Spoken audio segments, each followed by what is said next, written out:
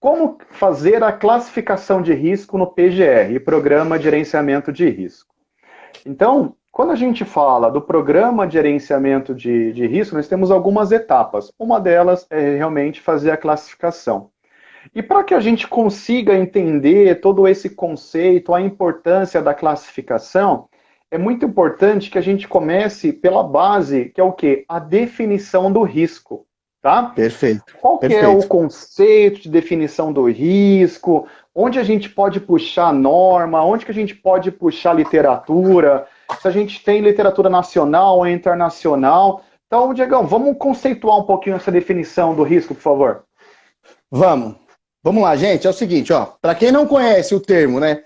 HSE, EHS, esse termo vem de uma literatura estrangeira. Traduzindo para o português, vai ser assim, ó. Gestão de saúde, segurança e meio ambiente. Então, é Environment, Health and Safety. Muitas nomenclaturas são apresentadas no mercado. Por exemplo, eu, onde trabalho, utilizo a terminologia HSE. O André já faz o inverso, né? Já coloca o S na frente. Eu sou HSE valor. também, é. Isso, Não, eu sou EHS, perdão, gente. EHS, Environment mesmo.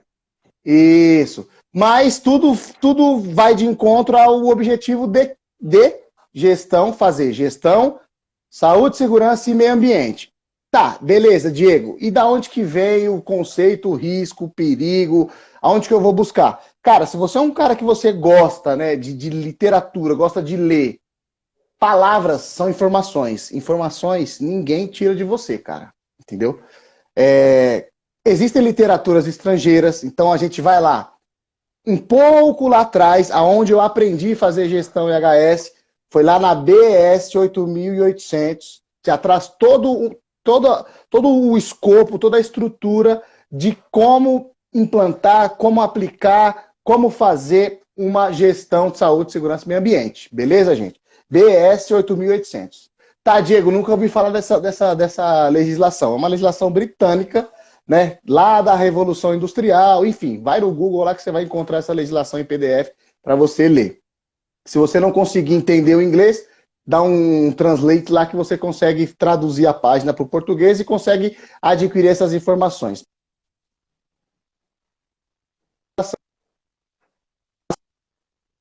Né? E surgiu OSHAS, né? OSAS, OSHAS, enfim. E trouxe lá na OSHAS 18.001, não é isso? Exatamente, que fala 18.001. Isso, que fala de gestão de segurança do trabalho. E lá tem alguns conceitos. Tem NBR também, se eu não me engano, a NBR que fala de acidente do trabalho vai explicitar também o que é risco. Mas hoje, né, nós somos profissionais atualizados. Quando eu falo atualizado, é que nós estamos ali acompanhando as alterações das normas regulamentadoras. Então, Correto. hoje eu vou trazer para você aqui o conceito que está lá no anexo 1 da NR1, cuja qual vai começar a vigorar, né, vai começar a valer em março de 2021, que fala que perigo, vamos falar de perigo, é um fator, perigo ou fator de risco, é uma fonte com potencial. Ou seja, você vai na internet, você vai ver um monte de exemplo. Vou dar um exemplo para vocês aqui. Você está numa rodovia, né? Em alta velocidade. O limite de velocidade dessa rodovia é 120 km por hora. Qual que é o perigo aí? Você tá 120 nessa rodovia, certo? E aí tem o risco. Qual que é o conceito do risco? O conceito do risco, ele vai pegar essa condição e ele vai fazer uma projeção sobre a potencialidade, né, de exposição a essa condição sem nenhuma medida de controle. Ficou claro, gente? Então, simplificando o risco. Você sabe, é bem interessante a gente fazer esse conceito de perigo e de risco. Isso até nas minhas aulas para engenheiros, futuros engenheiros de segurança do trabalho, às vezes eu fico uma aula inteira falando sobre perigo e risco. Porque quando a gente tem muito claro essa base, e você conceituou muito bem que perigo é a nossa fonte, os riscos, quais são as consequências, vai existir todo o desdobramento. Muitas vezes a gente vai ter uma dificuldade de eliminar o perigo. Mas a Sim, gente inserir barreiras para que a gente consiga diminuir, até aqui o Leandro já colocou, né, probabilidade, severidade, para que a gente consiga diminuir o nosso risco, para que a gente perfeito. consiga, muitas vezes, né, inserir barreiras, e aí a gente tem até conceito de segurança de processo que vai nos ajudar a isso. Mas Sim. é bacana, e esse exemplo que você deu da velocidade do carro, do perigo e risco, é muito legal, porque você, pô, de repente, você está numa rodovia, fica difícil você eliminar o perigo, porque você vai ter que andar ali a 100, dependendo da velocidade. Então você vai ter que criar sistemas de proteção, manutenção no teu carro, direção preventiva, treinamento, evitar que o motorista dirija mais que 10 horas, assim por diante. Então você vai criando barreiras para que você consiga diminuir o teu risco a questões aceitáveis. Pô, legal esse exemplo, Diegão. Perfeito, perfeito. É exatamente isso. O risco sempre vai ser o potencial de exposição sem nenhuma medida, sem nenhum fator, vamos colocar assim, um fator de controle, eliminação, atenuação daquela condição, ou seja, o perigo. Então, para ficar mais claro para vocês, para a gente passar para o próximo tópico. Diego, eu estou numa rodovia que o limite de velocidade é 120 km por hora. Se eu andar a 60, eu elimino o perigo? Não. Sabe por que não? Porque vão vir, e aí nós vamos apresentar para vocês lá na frente. Se se o limite permitido é 120 e você está a 60 por hora, você vai gerar um risco residual. Sabe o que é um risco residual? É um risco que, propriamente dito, não depende de nenhuma ação, nenhuma condição, nenhum ato do trabalhador ou, em si, nenhum passo a passo do processo. Vai depender de terceiros, né? Então, por exemplo, se você está numa rodovia a 120, a 60 por hora, e vem uma carreta atrás a 100, será que ela consegue frear e não passar por cima de você? Enfim, então, justamente o que o André falou, o perigo sempre vai existir, sempre vai vir primeiro que o risco. Aonde que o profissional da segurança do trabalho tem que trabalhar? Em cima do risco. Por quê? Como o próprio André acabou de frisar para vocês, o perigo muitas das vezes a gente não tem como eliminar. Pô, Diego, você está falando grossa. Não. Imagina que você trabalha num edifício comercial. É técnico de segurança de um edifício comercial. Tem lá a área operacional, a área de sistemas, enfim. E aí você tem uma cabine primária, você tem uma cabine secundária. Se você retirar uma cabine primária e uma cabine secundária, você eliminou o perigo? Ah, beleza, eliminei. E o prédio vai continuar em funcionamento? Vai estar sem energia. Então você vai ter que lidar com o perigo. O perigo ele é o seu, é o cara que vai falar para você, cara, fica atento em mim porque eu tenho risco X, risco Y, risco Z e as consequências. Aí nós vamos ensinar para vocês como classificar para entender consequências. Mas acho que é isso aí, não é, André?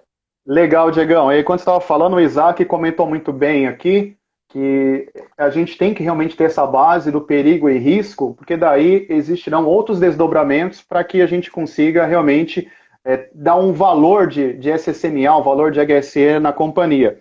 E Perfeito. o Marcelo Sakai, fera também está aqui com a gente, ele comentou um exemplo muito clássico também que o pessoal fala muito em treinamentos, leão na jaula, né?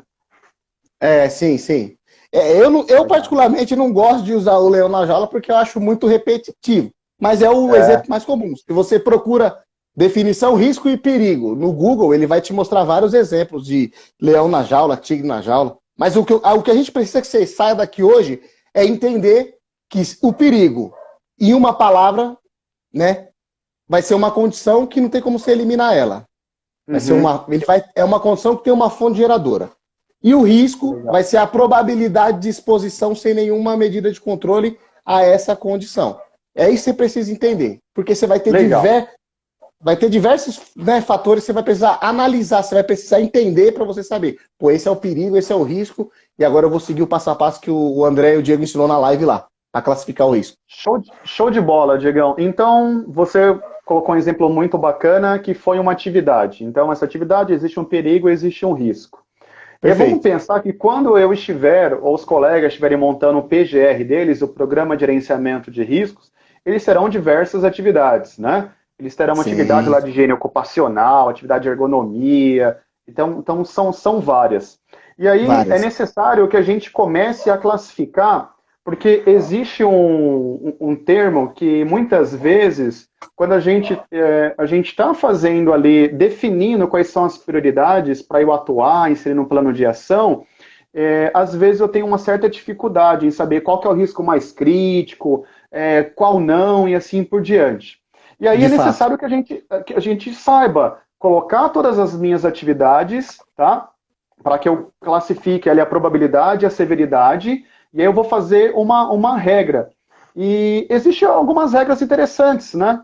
Que a gente pode estar utilizando, 3x3, 5x5, qual que você tem hábito de estar utilizando e como classificar isso melhor, Diegão?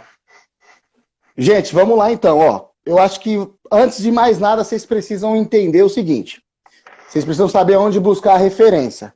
A pergunta que o André fez é sensacional, cara, sensacional. É puro raciocínio de quem vive ali segurança do trabalho e sabe o que faz. Então presta atenção.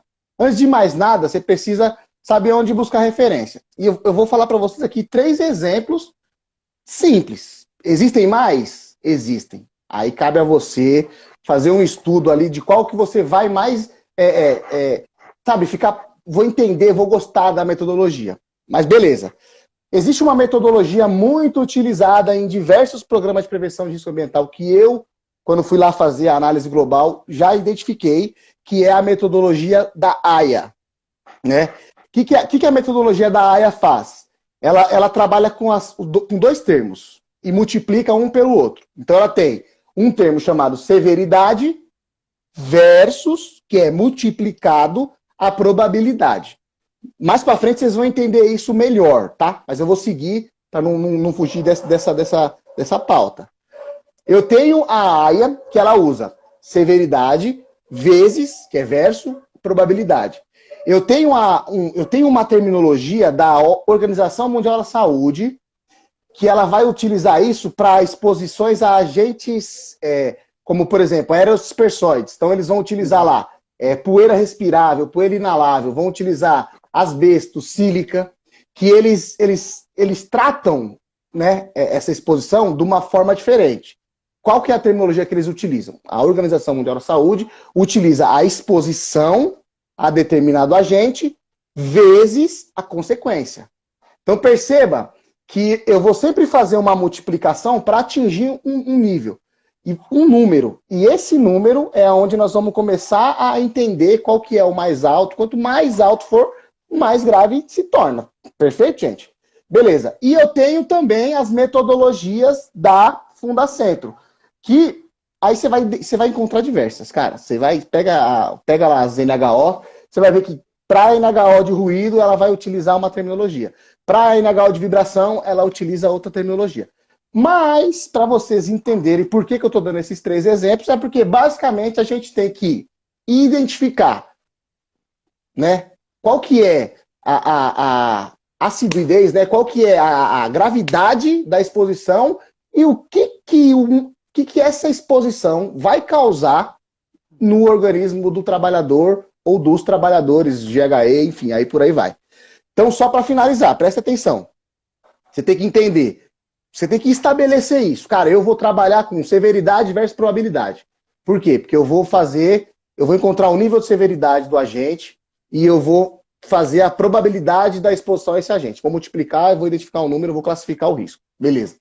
Vou trabalhar em mineração. Cara, eu aconselho você a utilizar os padrões da OMS, porque já está lá estabelecido a exposição versus vezes a consequência. Agora, se você preferir usar a metodologia da ZNHO, cara, fica a critério, não tem problema nenhum. O importante é que você pegue a exposição do trabalhador, né, e pegue a gravidade do agente e faça uma multiplicação, faça um cruzamento.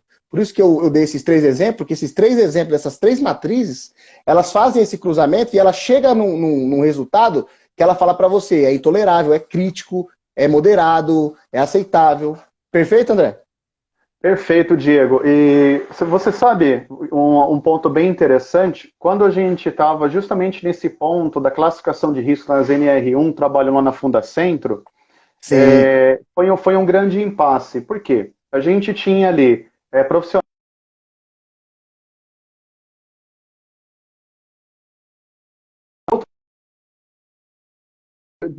Opa, então deixa eu voltar aqui. Volta aí, por Então, favor. então a gente tinha ali trabalhando na Fundacentro da NR1, Diegão, Sim, alguns profissionais com grande especialidade, segmento químico, petroquímico, onde é muito natural, sim, quando se faz uma matriz de risco, primeiro, utiliza um conceito 5 por 5, tá? Que aí que o Diegão vai explicar um pouco mais à frente sobre essa matriz.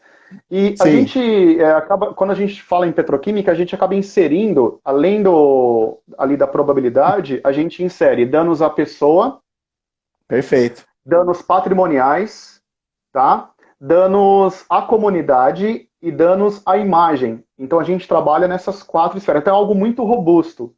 Mas uma vez implantar isso em outro segmento, por exemplo, numa agência bancária, numa atividade administrativa, ficaria muito complicado, ficaria muito Não, difícil. acho que nem, é Então, até inviável, né?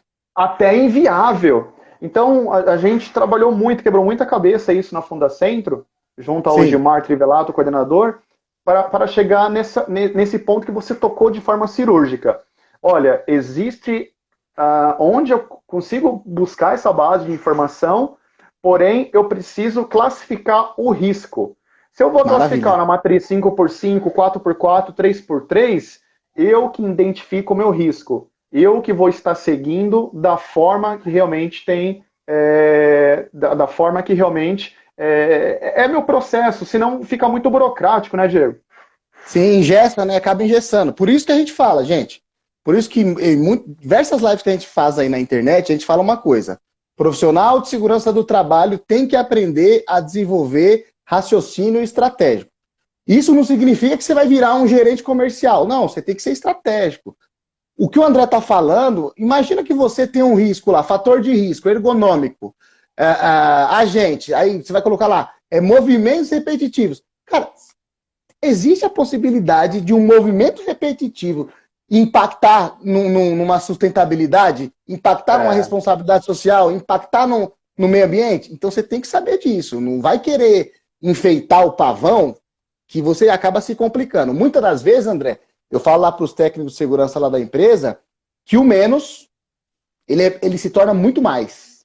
Entendeu? E o que o André está falando da matriz, eu tenho até um exemplo aqui que eu tenho uma matriz aberta para vocês entenderem. O que o André falou, quando você tem lá agentes químicos ou até mesmo um produto que ele tem a probabilidade de causar um evento com alto potencial de dano, você precisa ser muito mais criterioso. Então aqui, ó, eu tenho uma matriz aberta aqui, e aqui, por exemplo, nessa matriz a gente avalia, a gente faz os critérios dentro de uma matriz de risco e a gente coloca exatamente o que o André falou. O que esse risco, o que um trabalhador exposto a esse risco vai gerar para o departamento de segurança, vai gerar para o departamento de saúde, vai gerar para o meio ambiente, vai gerar para a imagem da empresa. Então é basicamente isso. Então a gente coloca ali a descrição, né? Se ele é, por exemplo, crítico, inaceitável, negligenciável, por aí vai. Coloca a natureza dele, coloca os danos, e aí quando a gente fala de danos, justamente o que o André frisou aí para vocês, danos, EHS, saúde, meio ambiente, responsabilidade social, e por aí vai. Então, só que vocês precisam entender que esse é um tipo de matriz 5x4, 5x5, que você precisa ter informação para alimentar uma ferramenta dessa. Não é ter uma atividade ali de pintura, por exemplo, que você vai, eu vou trabalhar, eu quero implantar. Você vai ter muito trabalho e no final das contas você vai ver que o processo vai ser tão dificultoso de você implementar uma matriz dessa, que os caras vão falar, cara, para de inventar, faz o simples aí pra gente.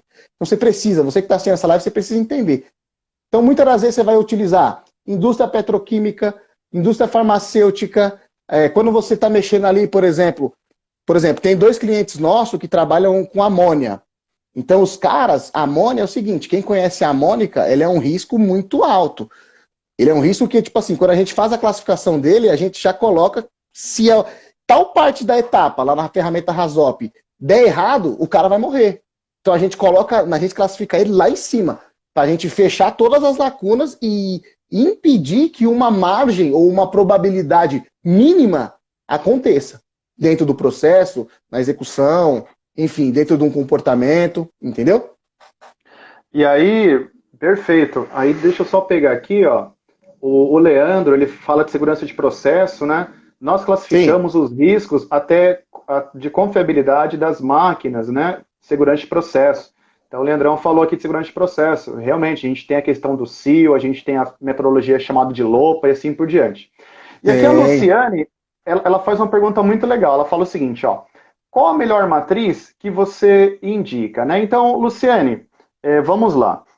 É o que o Diego ele comentou muito bem, assim. A gente precisa entender cada segmento, tá bom? Perfeito, Então, perfeito, vamos André. lá. Uma indústria petroquímica, a gente tem uma comunidade ao redor, onde a gente tiver uma explosão, emissão fugitiva, a gente pode atingir a comunidade. Então, ali não tem Perfeito. como, tem que ser uma matriz 5 por 5, ou seja, a gente vai pegar a severidade de 1 até 5 e a probabilidade de 1 até 5. Então a gente vai fazer essa Perfeito. matriz dessa forma bem robusta e digo mais. Quando estiver lá no crítico, vamos supor que você tem um ponto lá que chama de não tolerável. O que é não tolerável? A sua probabilidade de acontecer é muito alta, é 5. E se isso acontecer, a severidade também é 5. Isso é Sim, chamado de não tolerável. Ali você tem que ter um trabalho de governança corporativa, que é essa matriz está alinhada com a alta direção da tua empresa, e você vai maravilha. chegar para a direção e falar, olha, a gente tem um item não tolerável. O que a gente faz? Com certeza vai ter que ter alguma atividade que é ou diminuir o inventário, ou inserir barreiras de proteção para que a gente consiga diminuir esse risco. Olha a importância do conceito que o Diego falou para a gente, para entender o que é perigo e o que é o risco, tá, Luciane? Mara... Agora, por exemplo, eu tenho um cliente que ele é uma metalúrgica. Então, essa metalúrgica, ele já utiliza uma matriz de 3 por 3. Sim, Funciona muito bem, porque é uma metalúrgica, é um risco menor, não tem a probabilidade de ter emanação para a comunidade e tudo mais. Então, 3 por 3 já funciona muito bem. Então, viu, Luciene, respondendo a tua pergunta, é em acordo com o teu negócio, tá? Ou 3 por 3 ou 4 por 4 ou 5 por 5. E aí o que o Diego falou, assim, repetindo, né? Tomamos muito cuidado para não dar um tiro no pé, fazer algo muito robusto, e a minha empresa ainda não está preparada para isso. A minha empresa ainda não tem maturidade para gerenciar o risco. Pode ser pior. Eu posso ter muitos riscos lá no vermelho, não tolerável, e não conseguir ter uma ação. Você quer agregar um pouco também na pergunta da Luciene, Diegão? Luciene, eu acho que é o seguinte, eu só vou complementar porque o raciocínio do André foi perfeito, é exatamente isso. Você precisa entender a situação real e o que você vai, né, precisar identificar para classificar. E até vou ser um pouco ousado de falar para você que não existe a melhor ferramenta. Existe um cenário que você vai utilizar a ferramenta adequada para atender aquelas condições. Por isso que é muito importante você entender perigo, saber diferenciar o perigo. Perigo a gente faz o mapeamento. Risco a gente faz o gerenciamento, entendeu? A gente acompanha se ele passou de uma probabilidade para, por exemplo, de moderado para atenção, por exemplo, a gente faz esse acompanhamento do risco, entendeu? A gente faz o estudo dele. Profissionais de segurança do trabalho foram capacitados em cursos técnicos para ir fazer esse acompanhamento. Beleza. Tá, Diego, então você quer dizer o que para mim? Eu quero dizer para você o seguinte, você precisa entender o que é perigo, o que é risco e ter muito bem definido qual que é a metodologia que você vai estudar, que você vai se aperfeiçoar nela. É severidade versus probabilidade? É exposição deixa eu pegar aqui a colher agora que me fugiu aqui. Mas é exposição versus consequência? Enfim, cabe a você se aprofundar, dominar o que é severidade, probabilidade, para você ir para desenvolver um trabalho o qual tenha resultado. Por exemplo, existe também a gravidade. As pessoas falam severidade, outras utilizam gravidade. Muda alguma Nomenclatura, é coisa? isso mesmo. Muda alguma coisa? Vai mudar a palavra. Mas o É isso objetivo aí. em si, não é? O objetivo em si vai ser uma coisa. Qual que é a severidade? Gravidade, severidade. Entre aspas, dentro de uma matriz de risco vai ser a mesma coisa. Vai ser uma variável vezes a outra variável. Acho que é isso que os profissionais de segurança do trabalho tem que entender. E, André, quando você falou lá no começo que você perde uma aula, 2, 3 aulas com engenharia de segurança explicando o conceito de perigo e risco, A gente percebe aí na área de atuação que muitos profissionais estão mal acostumados com esse negócio de mandar uma mensagem no grupo do WhatsApp, eu preciso de um modelo de PPRA para padaria, preciso de um modelo de PPRA para borracharia. Cara, se você entender esses conceitos, esses princípios, esses pilares, você voa na segurança do trabalho, porque não vai ter profissional que te acompanha. Exato, né, Diego? E assim, quando a gente tem esse conceito muito claro de entender o meu processo, entender o meu risco, inserir dentro da matriz, a gente vai começar a trabalhar com uma gestão, dar um poder de governança corporativa, que as coisas vão andar de uma forma muito diferente. Eu vou dar uma dica para vocês. Por exemplo, plano de atendimento à emergência. É necessário, obrigatório, que a gente faça o quê? O simulado de abandono. E aí, por exemplo, eu fui lá e fiz a minha matriz. Dentro da minha matriz, eu inseri lá, vamos supor, 100 linhas. Então, 100 atividades que eu fui lá e classifiquei probabilidade, severidade, tudo certinho. Ok, então fui lá e fiz essa classificação. Eu preciso desenhar um simulado de abandono. Poxa, gente, eu vou fazer um simulado no almoxarifado, eu vou fazer um simulado no estacionamento, ou eu vou fazer um simulado no meu processo, lá dentro da minha matriz, onde que está o item mais crítico. Então, veja a importância de eu tomar a decisão com base em risco. Então, por isso que a gente está chamando de matriz de risco, mas muitas empresas que têm um nível de maturidade maior em segurança de processo, elas chamam essa matriz de tomada de decisão com base em risco. Tá? Perfeito. Ou seja, alguém da logística vai comprar um determinado produto, e vamos supor que esse produto ele é carcinogênico. Essa pessoa de logística, lógico, não vai ser especialista na matriz, mas ele vai ter a mínima informação para consultar essa matriz e ter um feeling se vai trazer esse risco, esse perigo para dentro da fábrica, sim ou não, né? Então, maravilha, cara, é outro nível, assim, é o que a gente está conversando com vocês aqui, assim, um mindset, assim, é outro nível de segurança do trabalho, é o nível high, é lá em cima. Perfeito. Ô, André, só para deixar bem claro para a galera aí, você falou a gente falou, né, que a ferramenta vai ser conforme a pessoa identificar as condições e estabelecer qual ferramenta vai atender, né, aquela demanda.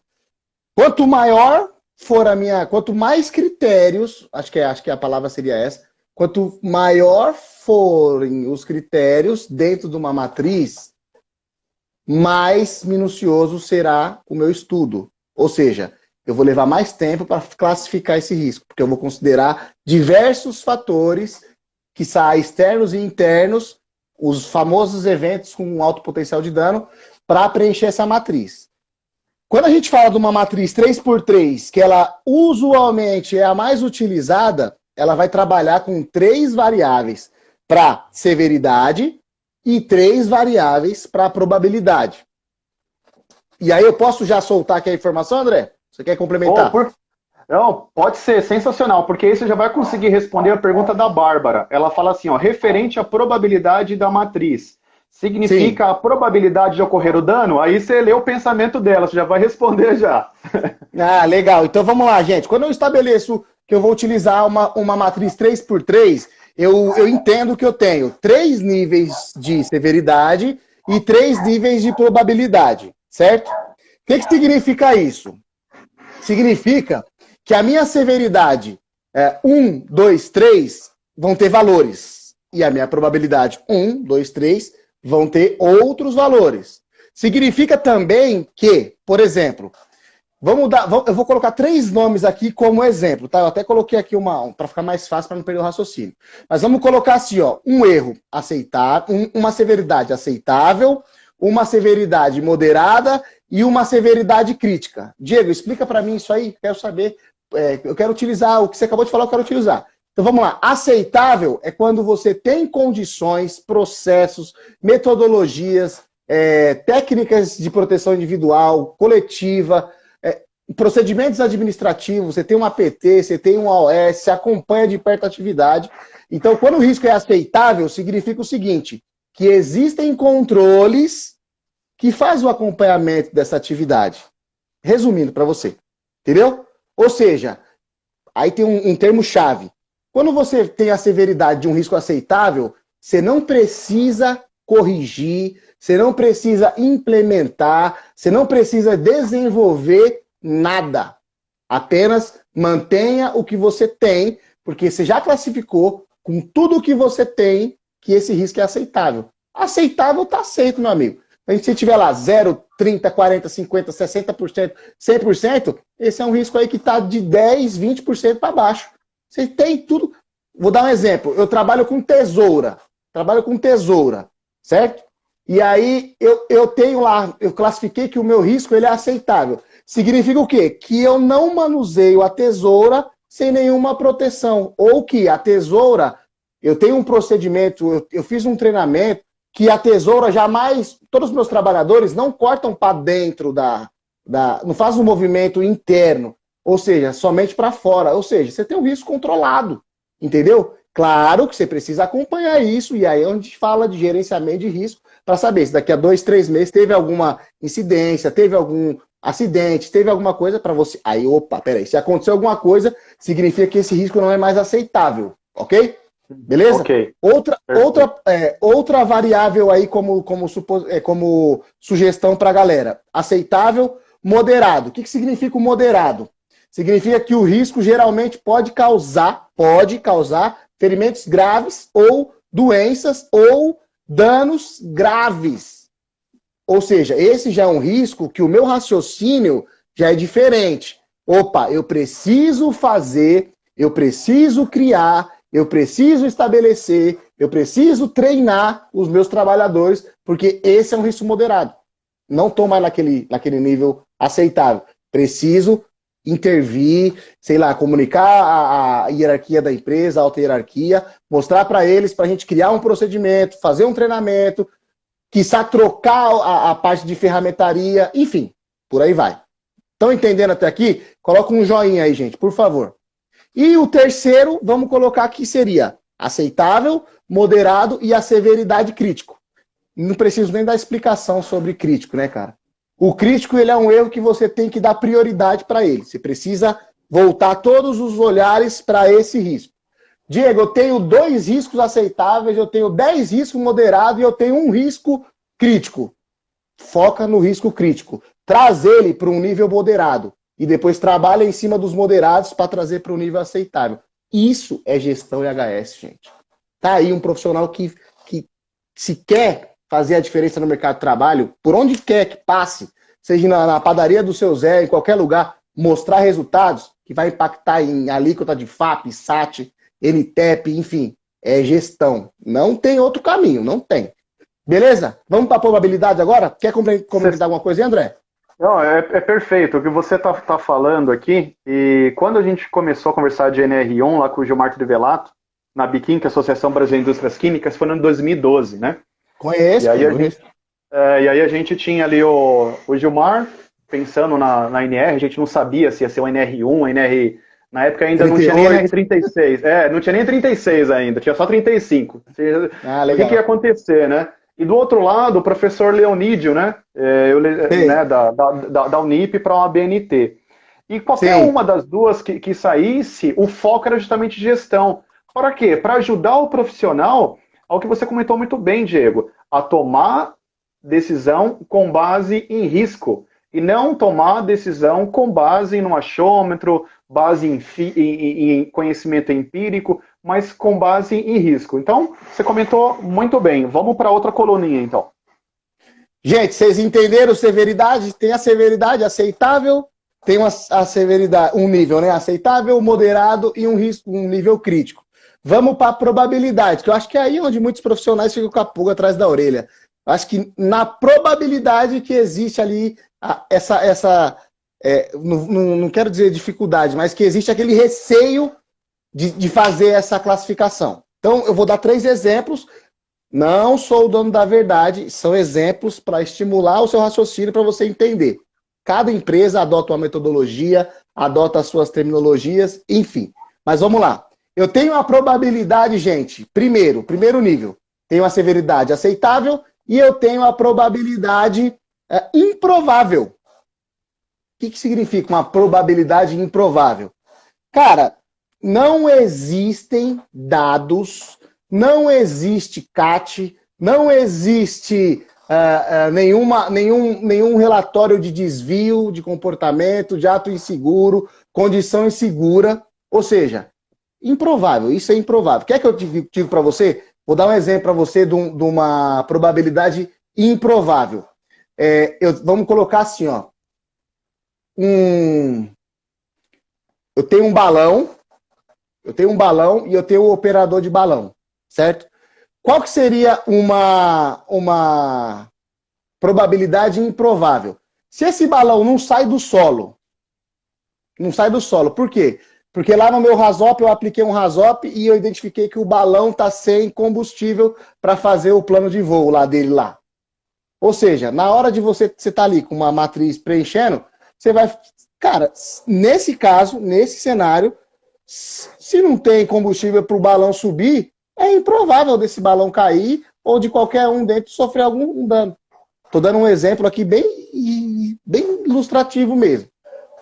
Outro exemplo, que eu acho que eu fui muito além. Um exemplo de uma probabilidade improvável. Você está dentro de uma piscina, né? Está dentro de uma piscina, fazendo algum tipo de solda, vamos dar um exemplo. Fazendo algum tipo de solda ali, algum acabamento.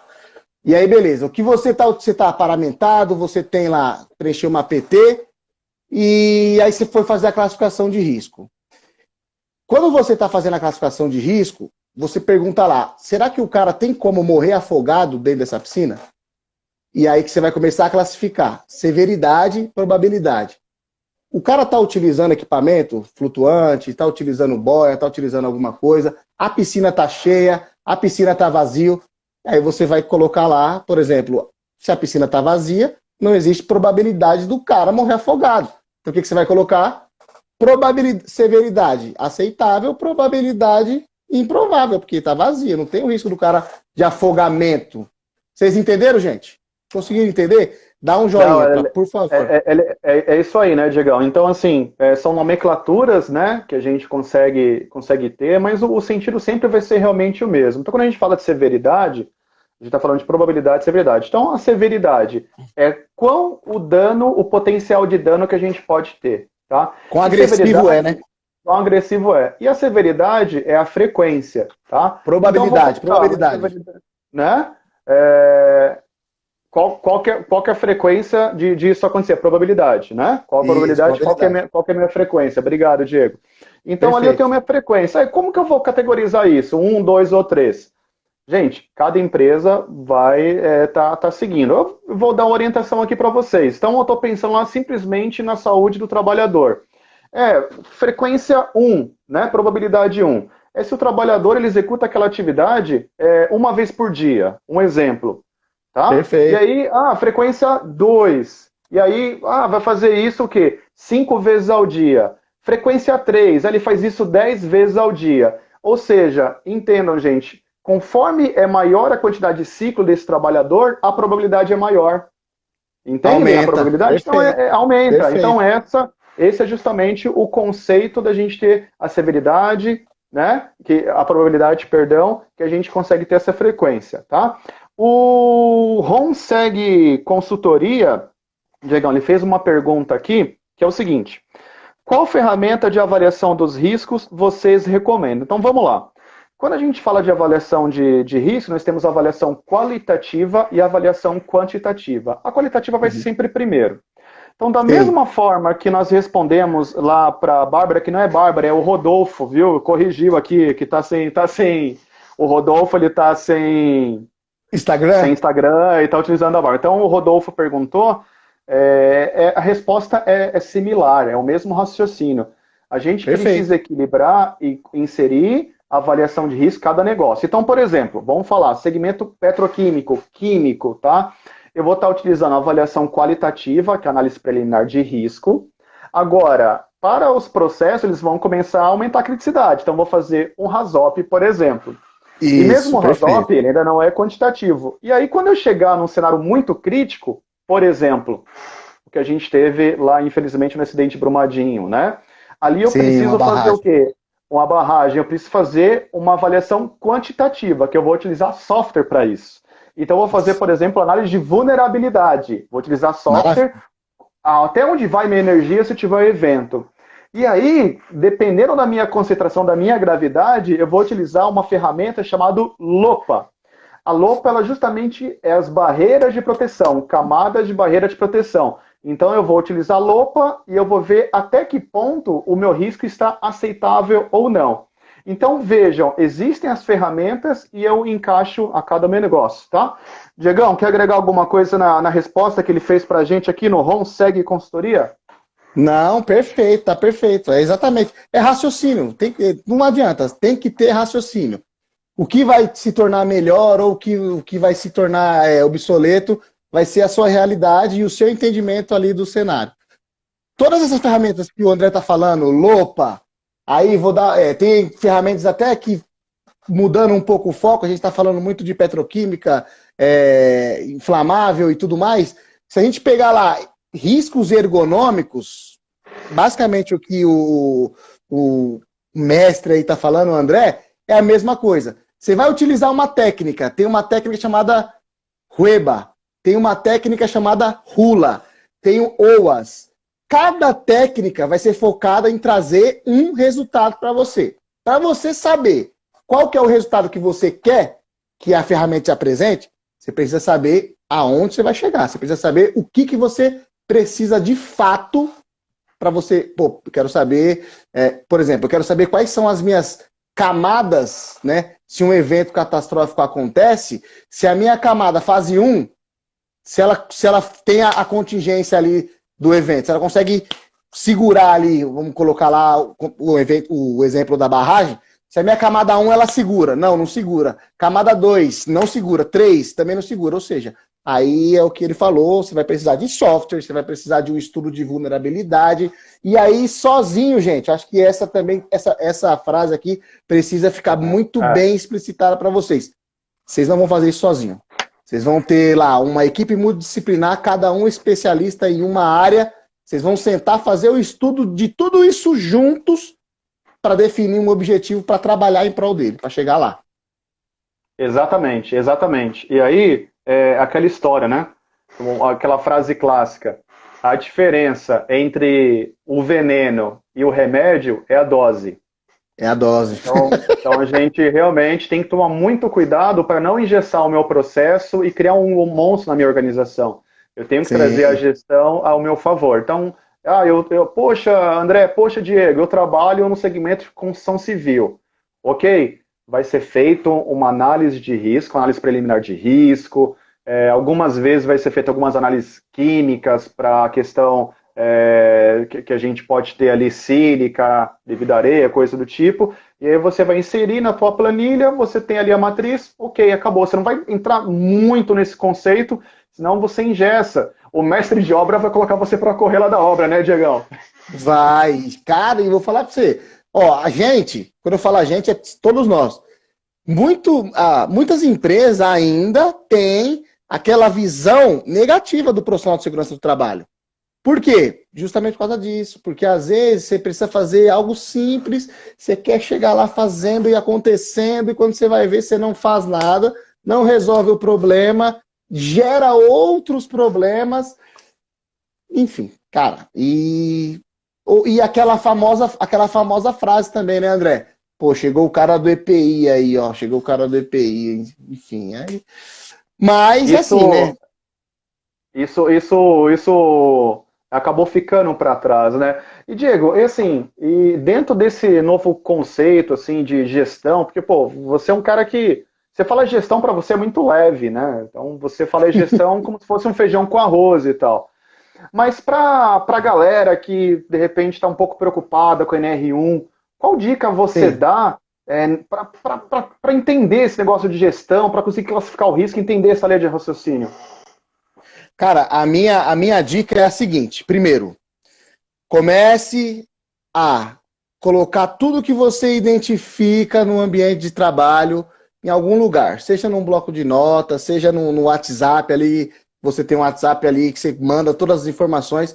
Comece a ter informações para depois você começar a colocar numa planilha e você começar a ter números com isso, transformar essas informações em números e começar a entender de fato, pô, o mês passado eu dei 2 DDS, teve 4 incidentes.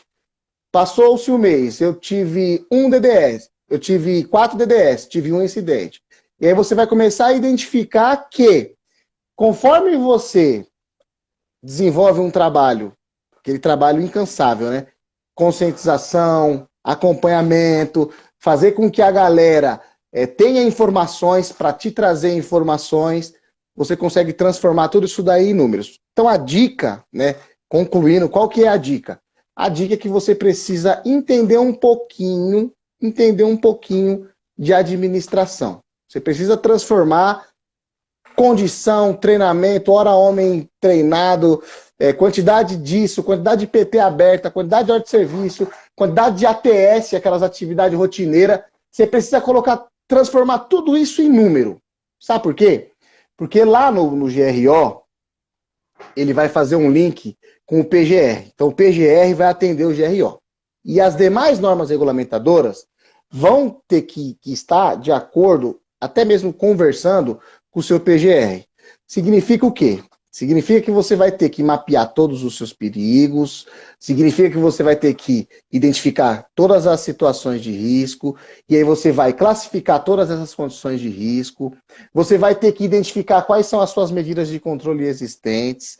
Se você modificar alguma medida de controle existente, qual será o risco, vamos colocar assim, secundário, né? Ou até mesmo um risco residual que vai gerar. Diego, não estou entendendo, Diego, me explica melhor. Assim, ó, por exemplo, Covid-19, né? Covid-19. Você vai numa construção civil hoje, dificilmente você vê os caras utilizando PFF para poeira. Os caras estão utilizando máscara cirúrgica, descartável. Então, ou seja, beleza, você está atendendo ali o que foi recomendado pela Organização Mundial da Saúde. Mas, e aquela quantidade de poeira, sei lá, asbesto, sei lá, sílica?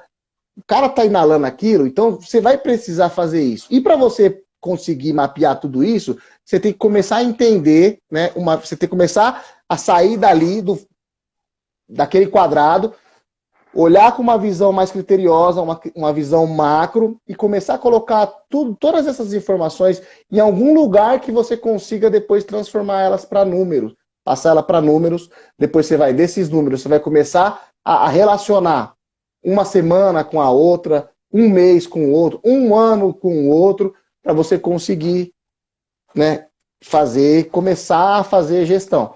Gestão não é difícil fazer gestão, você só tem que ter esse raciocínio. Cara, eu preciso ter todas as informações. Quanto mais informação eu tiver, melhor vai ser a minha gestão, porque eu vou ter mais argumento, eu vou ter mais oportunidade, eu vou gerar mais demanda para eu aplicar, enfim, intervir lá e diminuir acidente, afastamento, doença, por aí vai. Legal, Diegão, sensacional. O Caio ele só fez um comentário, uma pergunta aqui. O Caio, uma avaliação qualitativa, ela continua, tá? A avaliação qualitativa bem feita, preliminar, ela continua. A quantitativa é um passo à frente quando você precisa afunilar um pouco melhor, tá bom, Caio? Só respondendo a tua pergunta.